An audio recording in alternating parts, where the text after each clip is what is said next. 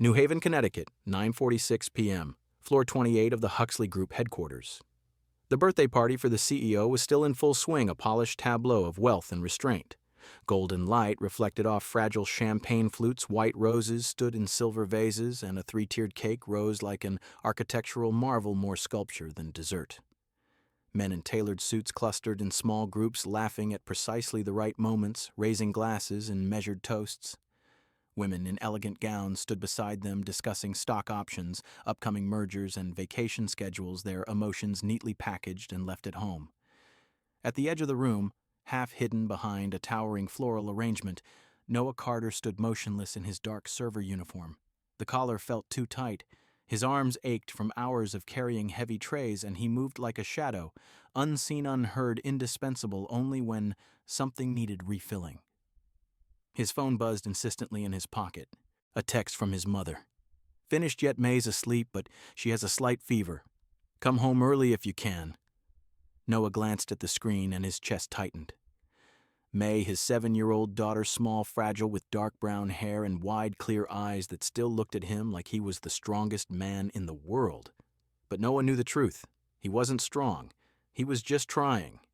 He was a single father working 2 jobs, daytime maintenance technician at Huxley Group, fixing lights, air conditioners, plumbing, and nighttime event server, picking up extra hours to cover rent, groceries, and the endless stream of doctor visits. His ex-wife had left quietly, not with screaming fights or betrayal, just a long, exhausted unraveling. One day she was there, the next she wasn't. Noah didn't blame her. He only feared the day May would look up and ask, "Where's Mom?" and he would have no answer good enough. The soft jazz floating through the room swelled as the woman at the center stepped forward to the cake. Every head turned toward her as though pulled by invisible strings.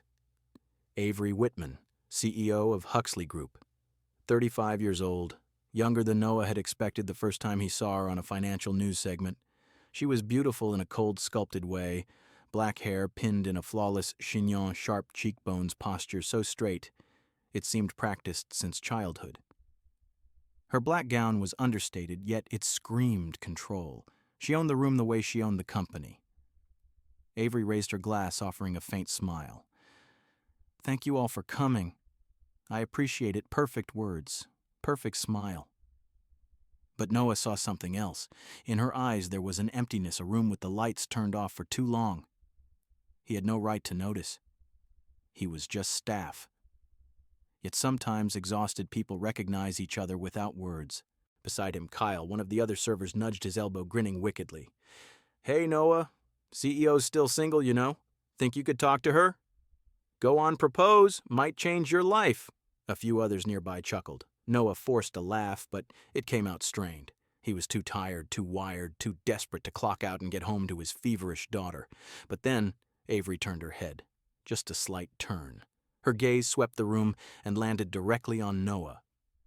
Not because she'd heard Kyle's joke, because she saw him smiling a smile full of exhaustion and self-mockery. 2 worlds collided for a single heartbeat. One man in a server uniform, tray in hand, eyes shadowed from sleepless nights, phone vibrating with reminders of a sick child. One woman at the top of an empire, flawless, untouchable, standing before a cake she didn't want. And in that exact instant, Noah, exhausted, reckless mouth moving faster than his brain, lifted the tray like a toast and said, "So, marry me." Silence. A silence so complete it felt like the air had been sucked out of the room. It wasn't the amused silence that follows a harmless joke. It was the kind of silence where people hear their own hearts pounding. Kyle froze. The executive stiffened. Someone coughed awkwardly, trying to save the atmosphere and failing. Noah felt heat flood his face like boiling water. He wanted to take it back, wanted to bite his tongue, wanted the floor to swallow him whole, but Avery didn't laugh. She looked at him, not angry, not disgusted, not mocking, just something like pain. A flicker of it, raw and real, before she snapped the CEO mask back into place. She held his gaze for exactly 3 seconds. 3 seconds that stretched like a lifetime. Then she turned away, murmured something to her assistant, set her untouched champagne flute on the table, and walked toward the elevator, back straight stride, calm, as though nothing had happened. But Noah saw it. Her shoulders were rigid, and he knew he had broken something. The party limped on, but the life had gone out of it. Conversations dropped to whispers. People checked their watches. The cake remained uncut. Within 30 minutes, guests began leaving with polite excuses. Early meetings, long drives, family obligations. Noah finished his shift like a machine, clearing glasses, folding napkins, picking up fallen crumbs. But his mind kept replaying the scene on loop, Avery looking at him. Avery in pain. Avery walking away. The catering manager pulled him into the back hallway, voice low and furious. What the hell was that, Noah? What did you just say in front of the CEO? Noah couldn't meet his eyes. I'm sorry, it was a stupid joke. A stupid joke, the manager hissed. You proposed to the CEO at her own birthday party. You trying to get fired? Noah said nothing, because he knew he deserved it. Go home, the manager said coldly. Monday, be ready. Noah drove home in a daze. Streetlights blurred through the light rain. He imagined every worst-case scenario: Monday keycard denied, security waiting to escort him out, HCR handing him a termination letter, no health insurance, May's next fever with no way to pay the doctor. How would he explain to his daughter that Daddy lost everything because of one stupid sentence?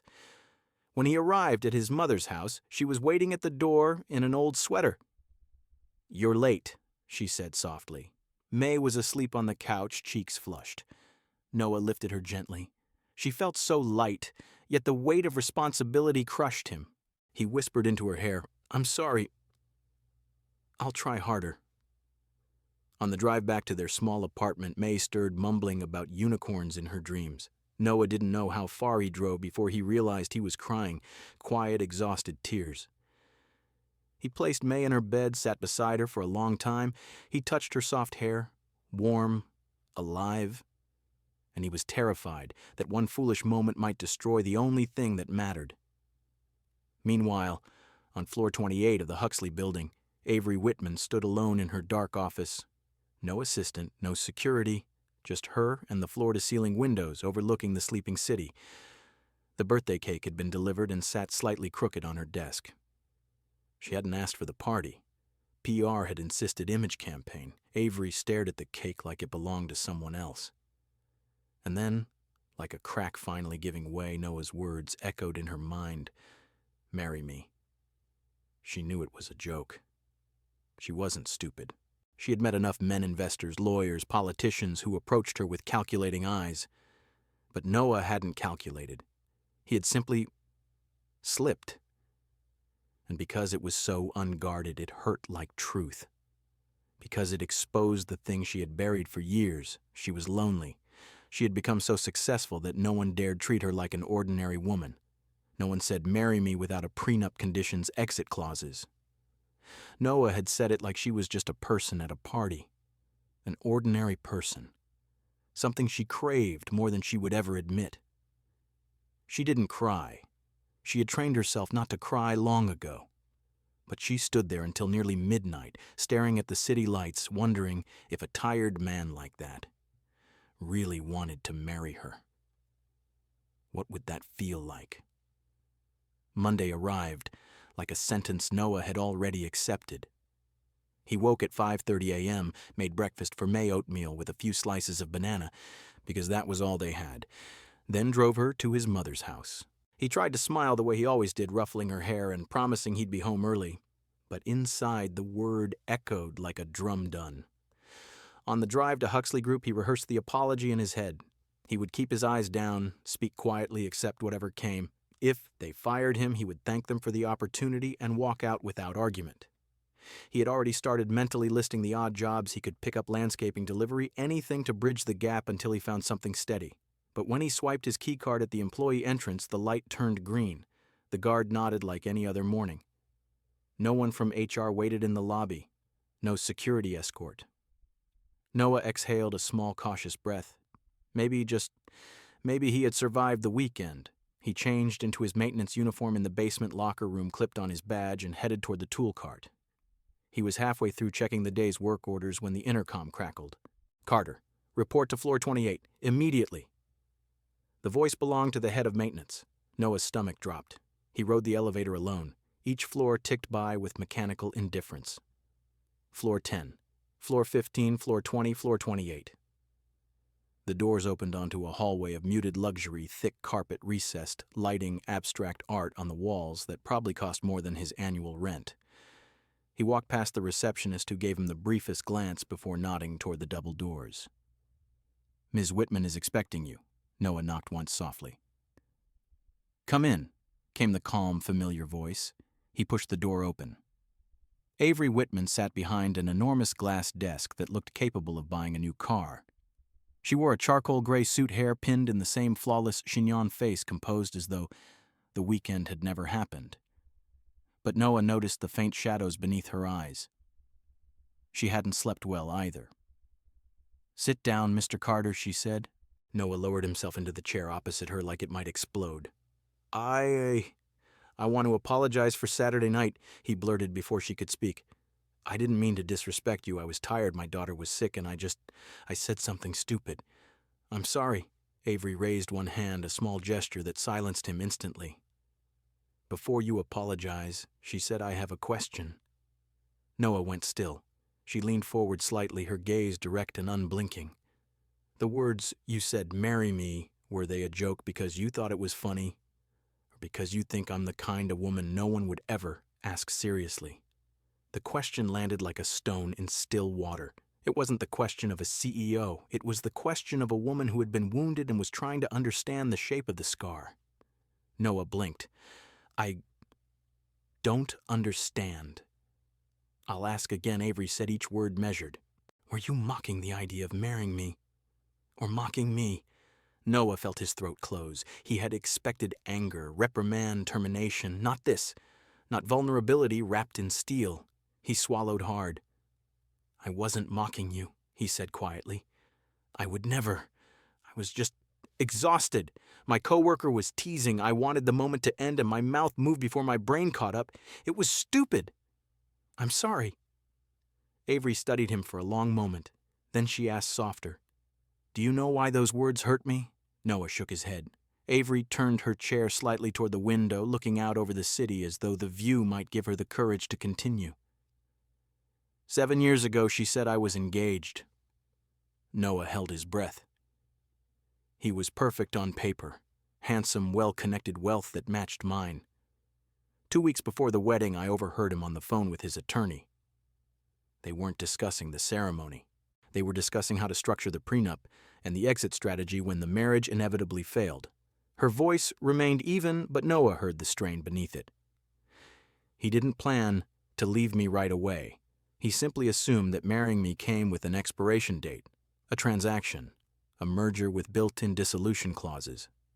She paused. "He never once said he loved me without adding, 'for now.'" Noah felt something twist in his chest. Avery turned back to face him. "In my world, no one proposes without conditions. No one wants to marry me. They want to marry the position, the money, the status. Every relationship is a negotiation." She gave a small, humorless laugh. "And then you, a man in a server uniform holding a tray of champagne, said, 'Marry me,' like I was just a woman at a party." Noah couldn't speak. Avery's eyes met his again, steady but softer. "Even though you were joking, it was the most honest proposal I've ever heard." The silence that followed was different from Saturday night. It wasn't suffocating. It was heavy with something unspoken. Noah bowed his head. "I'm sorry," he said again, but this time not for the words themselves, for the pain they had accidentally unearthed. Avery exhaled slowly as though releasing a weight she had carried for years. "You're not fired," she said simply, "but I need you to understand something. Words matter here. Even careless ones." Noah nodded quickly. "I understand." Avery watched him for another moment. Then she asked almost casually, "I've heard you're a single father." Noah startled. "Yes, May. She's 7. Avery nodded. "Is she all right?" "The fevers." Noah's throat tightened. He had never expected a CEO to remember, let alone ask about his daughter. She gets sick a lot, but she's tough. She's the reason I keep going." Avery was quiet for a beat. Then she said something that nearly undid him. "I think you're a very good father." Noah looked up, eyes burning. No one had ever said that to him, not his ex-wife, not his mother, not even himself. He had only ever heard, "You need to do better, you're not enough, you have to try harder." Avery closed her laptop with a soft click. "You can return to work," she said, and Noah. It was the first time she had used his first name. He looked up. "Thank you," she said quietly, for telling the truth. Noah left the office in a daze. He walked back to the elevator, rode down 28 floors, and stepped into the basement maintenance room like a man returning from another planet. He didn't know it yet, but something had shifted. A crack had formed in the wall between their worlds. And once a crack appears, it is only a matter of time before light finds its way through. Noah returned to the basement maintenance room, feeling like he had walked out of a dream and straight into reality again. The fluorescent lights buzzed overhead, the smell of metal and oil grounded him, and for the first time in days he allowed himself a small, shaky breath of relief. He wasn't fired. He still had a job. He still had insurance for May. But the relief lasted exactly 47 minutes. By mid-morning, the whispers had begun. It started in the employee break room where two administrative assistants stood by the coffee machine, stirring sugar into their cups with slow, deliberate motions. "Did you hear the maintenance guy, the one who proposed to Whitman at the party? He got called up to floor 28 this morning." The other woman raised an eyebrow. "And he came back down, still employed. You think..." The first one leaned in voice, dropping to a conspiratorial hush. "Obviously. She's protecting him. Probably more than just protecting." They laughed softly, the kind of laugh that doesn't need volume to cut deep. Noah overheard every word as he passed by with a toolbox. He kept walking head down, pretending he hadn't heard. But the words lodged in his chest like splinters. By lunch, the story had grown legs. In the hallways, people stopped conversations when he approached, then resumed them the moment he passed. In the loading dock, one of the delivery drivers nudged his partner. Carter's sleeping his way to the top, from fixing toilets to CEO's bed in one weekend. "Impressive," the partner snorted. "Guy's got a kid, too. Single dad. Bet he's playing the sympathy card hard." Noah tightened his grip on the wrench until his knuckles whitened. He told himself to ignore it. He had survived worse. But the rumors didn't stay in the shadows. They followed him. They grew. And then Graham Holt appeared. The vice president of finance strode into the maintenance corridor like he owned it, which technically he did. 44 years old, silver-streaked hair, perpetual half-smile that never reached his eyes. Everyone knew Graham had ambitions. Everyone knew he had never forgiven Avery for being chosen over him when the board appointed the new CEO 3 years earlier. He stopped directly in front of Noah, who was kneeling to check a leaking pipe. Carter Graham said pleasantly, "Quite the weekend, I hear." Noah straightened slowly, wiping his hands on a rag. "Sir," Graham tilted his head, "I won't waste words. This company has standards. Image matters. And right now, your little performance is becoming a distraction."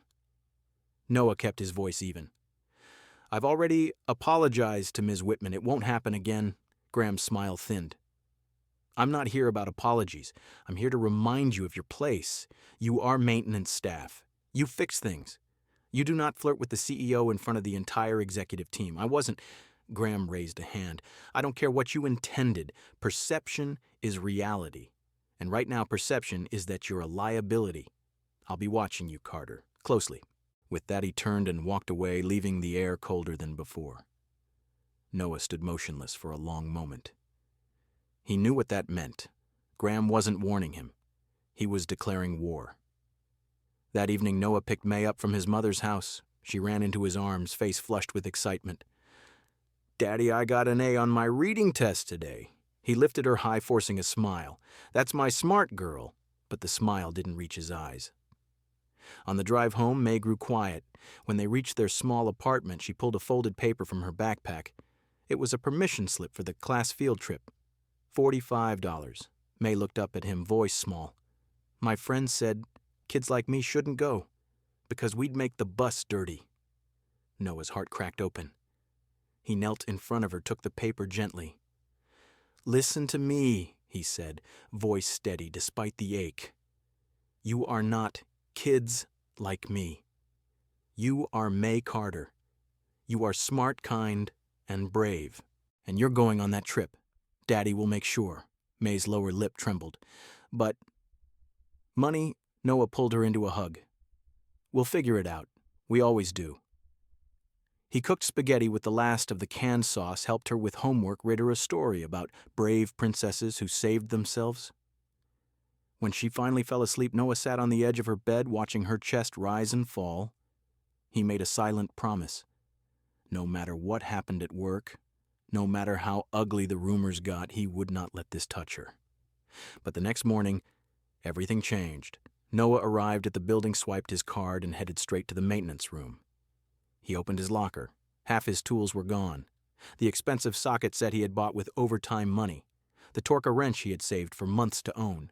In their place, taped to the inside of the door, was a printed note. Carter, you are under investigation for violation of company policy and suspected theft of company property. Beneath it, a grainy still from a security camera, him entering the storage room after hours. Noah's blood turned to ice. He hadn't taken anything. He had been in that room the night before routine inventory check during his late shift. But someone had twisted it. Someone had moved the tools. Someone had set him up. Before he could even process it, 2 security guards appeared in the doorway. Mr. Carter once said formally, "You need to come with us to Human Resources." They walked him through the corridors like a criminal. Heads turned, phones came out, whispers followed. Kyle watched from the side, eyes wide.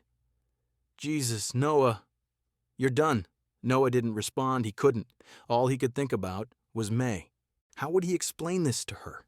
How would he tell her that Daddy might not have a job tomorrow, that the man she thought was the strongest in the world was actually very, very breakable? The Human Resources conference room felt like a surgical theater, sterile, bright, and merciless. Noah sat in the center chair, flanked by 2 HR representatives and Graham Holt. The vice president of finance leaned back, arms crossed his perpetual half-smile in place like a mask he never took off. Graham spoke first voice, smooth and regretful, as though he were delivering bad news to a distant acquaintance. "Noah, I'm truly sorry it's come to this, but we have clear evidence of policy violation and suspected theft of company property." He slid a printed still across the table, a grainy image of Noah entering the storage room after hours. Noah's voice came out hoarse. "I was on night inventory shift. It's part of my job." The senior HR officer, a woman with a clipboard and zero expression, didn't look up. "Unfortunately, several high-value tools are missing from your assigned locker. The only person with after-hours access to that room is you." Graham tilted his head, sympathetic. "I understand how difficult things can be for someone in your position. A single father, financial pressures. Sometimes people make regrettable choices." Noah's hands clenched under the table. "I didn't steal anything.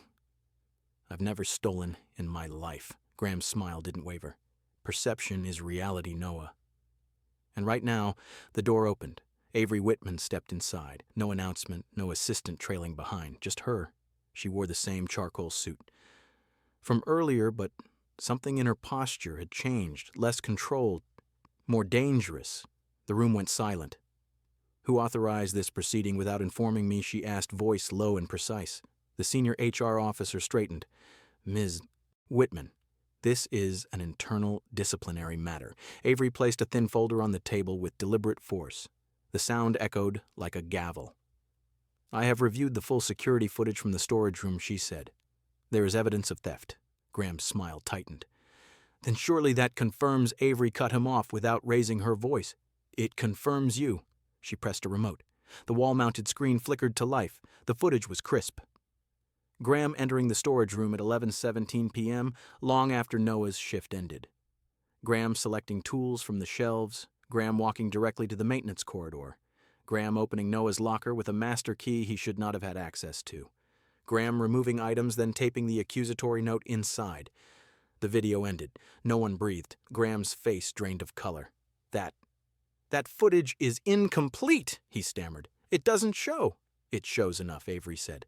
"You are suspended immediately, effective this moment. Security will escort you to your office to collect personal items. Legal will be in contact regarding full investigation and potential criminal charges." Graham stood abruptly. "You're throwing away your career over a maintenance worker." Avery stepped closer. voice dropping to something colder than ice.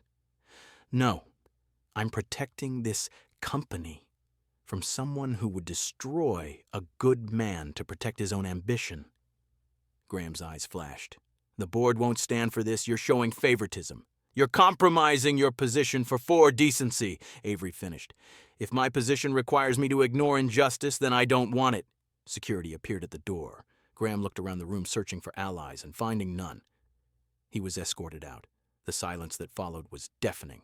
Noah stared at the floor, hands trembling. The senior HR officer cleared her throat. Mr.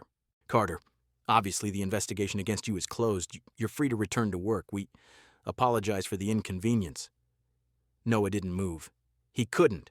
Avery turned to him. Are you all right? She asked quietly. Noah's voice cracked. I just want to go home and hug my daughter. Avery nodded once. Take the rest of the day. Paid leave. Noah stood slowly. He looked at her, really looked, and for the first time saw past the CEO. He saw a woman who had just risked everything to protect someone who had nothing to offer in return. He whispered, barely audible, "Thank you." Then he walked out. The next morning, the fallout began. Emails circulated, whispers became shouts. Anonymous leaks to business blogs, CEO Avery Whitman accused of abusing power to shield low-level employee. Favoritism scandal threatens Huxley Group leadership. The board called an emergency meeting. Avery's position, once unassailable, suddenly felt fragile. Noah saw the headlines on his phone while making breakfast for May. He felt sick. He had never wanted this. He had never asked for this. By evening, after putting May to bed, he opened his laptop. He composed a short email. Subject: resignation. Noah Carter. To Ms. Whitman. I am resigning effective immediately to avoid further damage to your position and the company's reputation. I never intended for any of this. Thank you for believing in me when no one else did. Noah. He hit send. 10 minutes later his phone rang.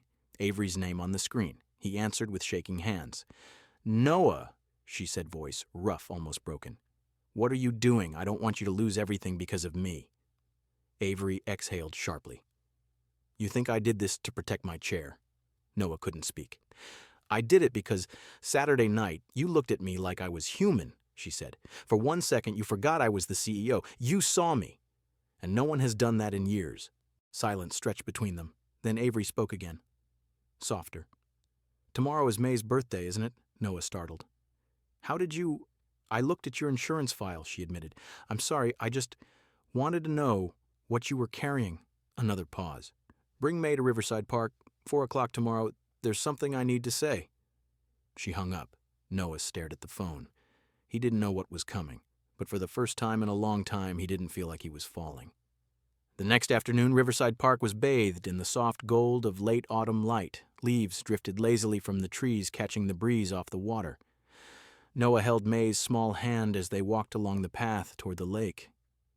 She wore her favorite blue dress, the one with the tiny stars embroidered on the hem, and her hair was tied in uneven pigtails that Noah had attempted to make look neat. Daddy, are we really meeting? The CEO lady, May asked, skipping a little. Do I have to curtsy like a princess? Noah smiled, the first real one in days. Just say hello like you would to a nice person, okay? That's all. May nodded solemnly. Okay, but if she's nice, can I call her fairy godmother? Noah laughed softly. Let's see how it goes. They reached the open lawn near the water, and Noah stopped. There under a large maple tree was a small wooden table covered with a simple white cloth. A modest chocolate cake sat in the center, nothing elaborate, just homemade-looking with uneven frosting and 7 candles. A few colorful balloons bobbed gently from a string tied to the table leg, and propped against the trunk was a hand-painted sign in bright marker, Happy Birthday, May. For Miss Avery, May's eyes went wide. Wow! Before Noah could process it, Avery stepped out from behind the tree. She wasn't the CEO today. No suit, no heels, no armor. She wore a cream sweater, faded jeans, and flat boots. Her black hair fell loose over her shoulders, catching the sunlight. She looked younger, softer, almost like someone who had finally allowed herself to breathe. May ran forward without hesitation. Hi, you're the fairy godmother?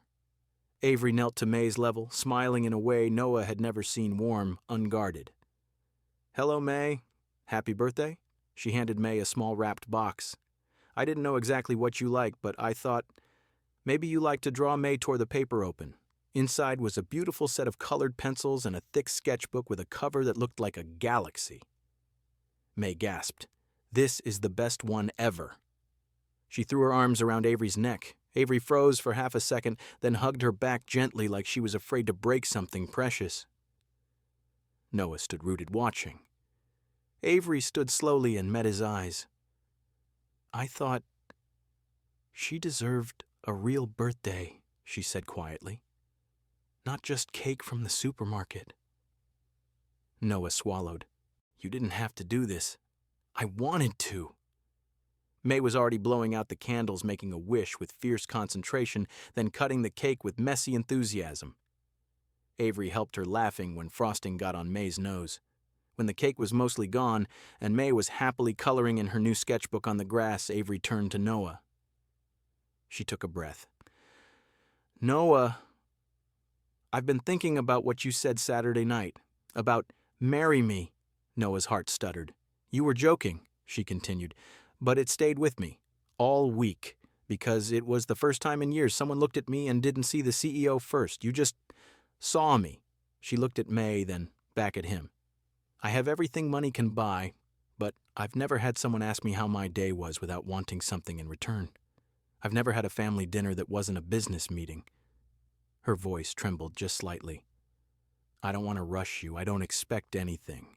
But I'd like a chance to be around you, around May, to be friends first, and maybe someday more, if you'll let me." Noah stared at her. He thought of the empty apartment, the nights he fell asleep wondering if he'd ever be enough, the fear that May would grow up thinking love was something people left behind. Then he looked at his daughter, laughing frosting on her cheek, drawing a picture of 3 stick figures holding hands. He reached into his pocket, pulled out a small plastic ring, a cheap prize from a claw machine at the grocery store. May had insisted he keep it. "For when you find a princess daddy." Noah held it out to Avery. "May bought this. She said if I ever wanted to ask someone to marry me, I needed a ring."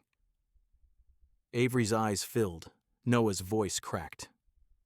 "I don't have money. I don't have power. I've got a broken heart and a daughter who needs me to be strong. But if you want to step into this life with the mess, the late nights, the fevers, the laughter, I won't close the door." Avery extended her hand. Noah slipped the plastic ring onto her finger. It looked ridiculous. It looked perfect. May looked up from her drawing. "Daddy, did you just marry Miss Avery?" Avery laughed through tears. "Not yet, sweetheart, but maybe someday. If it's okay with you." May jumped up, throwing her arms around both of them. "You're my fairy godmother and my new mommy." Noah and Avery looked at each other over May's head. They didn't kiss. They didn't need to. They just held on. 3 months later, Avery was still CEO, but the company had changed. She created a support fund for single-parent employees, scholarships for their children, flexible hours, a culture that remembered people were more than their job titles. Noah became head of the maintenance team, not because of favoritism, but because he was good at what he did, and Avery made sure the system rewarded merit again. May had a new painting on her bedroom wall, 3 stick figures, one holding a wrench, one holding a pen, one holding balloons. Underneath, in her careful handwriting, "Family is when someone chooses to stay." And every night, when May was asleep, Noah and Avery sat on the couch, sometimes talking, sometimes silent. No crystal chandeliers, no boardrooms, just 2 people who had found each other in the quiet spaces between worlds, and a little girl who finally had the family she'd always believed in.